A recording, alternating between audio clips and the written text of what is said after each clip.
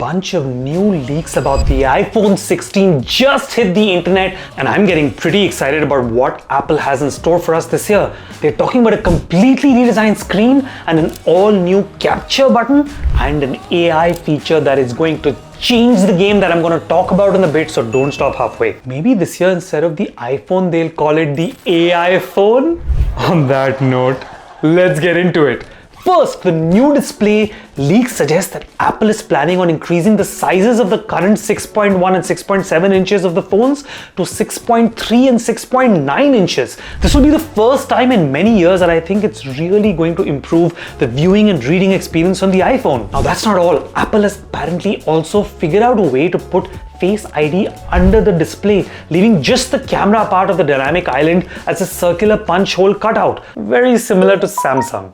Second, let's talk about another major design change, a dedicated capture button that instantly helps you capture video on the iPhone. It's likely to be located conveniently below the power button, but it does seem very strange given that they already have a camera button on the home screen and an action button that you can easily configure for video. I'm sure Steve Jobs is really turning in his grave at the thought of so many buttons on his beloved iPhone. My educated guess though is that this is related to the new Apple Vision Pro and its ability to take spatial video that you can see on it. Third, let's talk about another big design change, haptic buttons. On the iPhone 16, Apple is rumored to change the buttons from ones that physically move, like the ones we have today, to haptic buttons that make you feel like you're pressing them, but actually they're just solid and they're just giving you the right tactile feel and feedback to make you believe it's a button. This won't be the first time Apple did this. It did it in 2007 with the home button on the iPhone 7 and also on the AirPods Pro. Fourth, and this is something I've been personally wishing for so long, is for you to like and subscribe to my channel.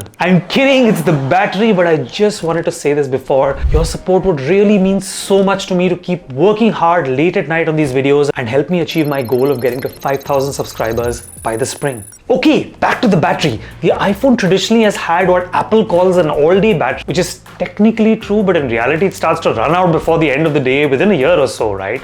Which is not so good for an expensive phone.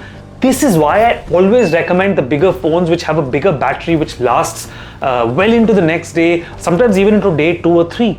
Now it looks like Apple might add a stacked battery this year which maximizes the amount of battery you can cram into any space. Something they've done very well before with the MacBooks, and they're also due to change the casing to reduce thermal loss and overheating to really improve the battery. Finally, fifth, the most exciting feature on AI. The rumor mill is saying that Apple is training Siri on a large language model or an LLM, just like ChatGPT or Gemini, to start with some of the obvious use cases like suggesting completions to your text messages that you're typing, or assisted writing in Pages or the Keynote app, just like Microsoft's Copilot does.